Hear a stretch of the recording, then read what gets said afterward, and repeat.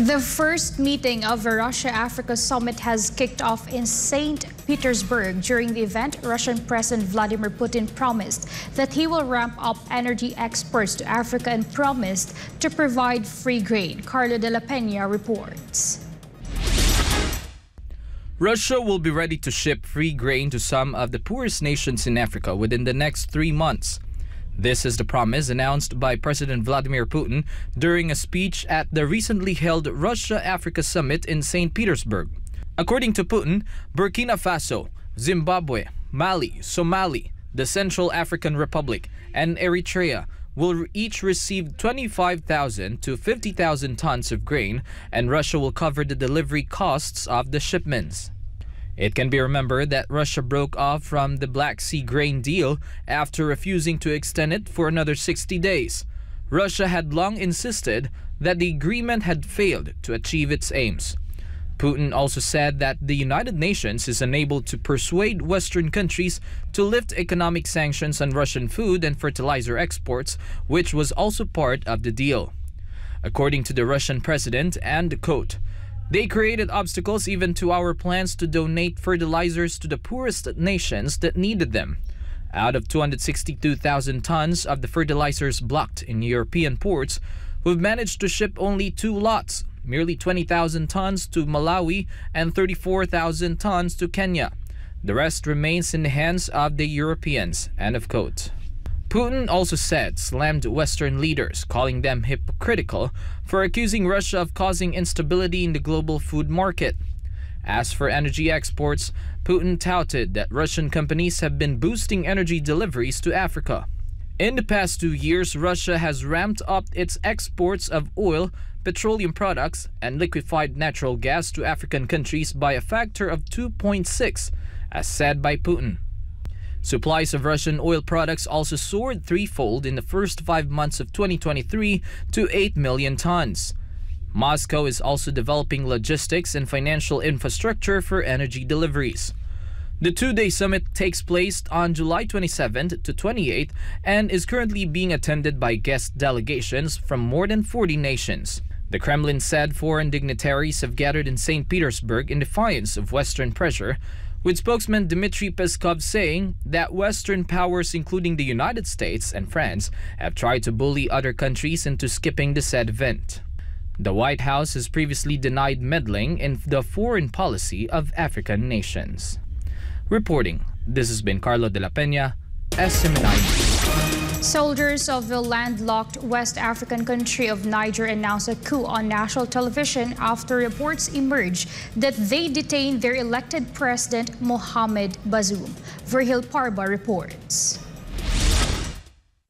Niger, a former French colony, witnessed a military coup on Wednesday as soldiers in military uniforms declared they have taken power, and President Mohamed Bazoum was reportedly seized by members of Presidential Guard, leading to international condemnation and uncertainty in the region.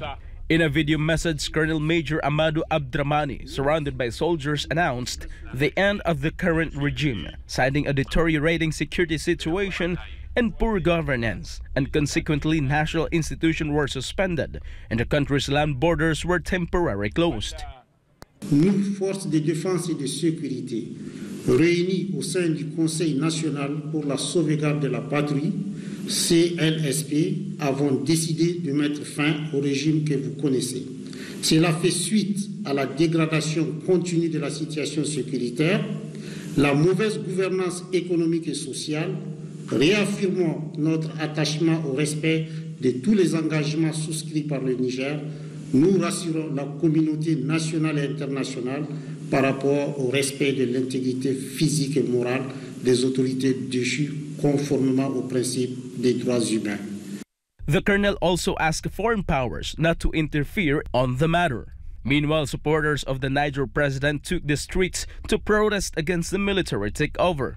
The international community swiftly condemned the coup, with United Nations Secretary General Antonio Guterres strongly denouncing the move and said that the international body stands by the government and the people of Niger.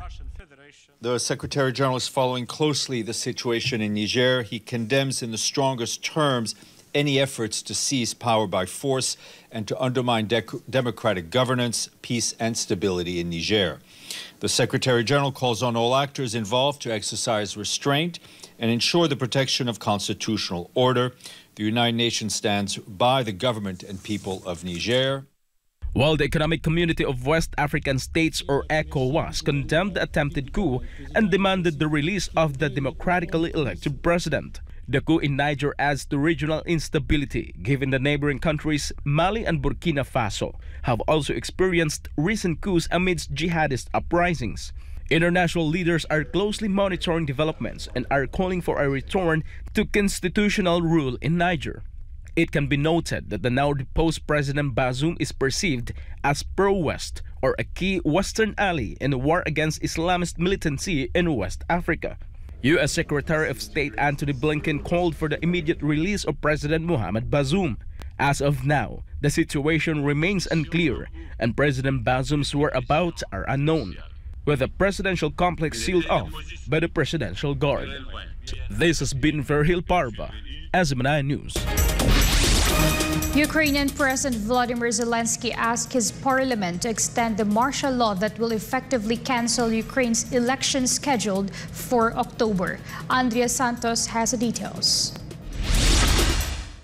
Ukrainian President Volodymyr Zelensky on July 26th submitted a proposal to the parliament to extend his country's martial law as well as general mobilization for another 90 days.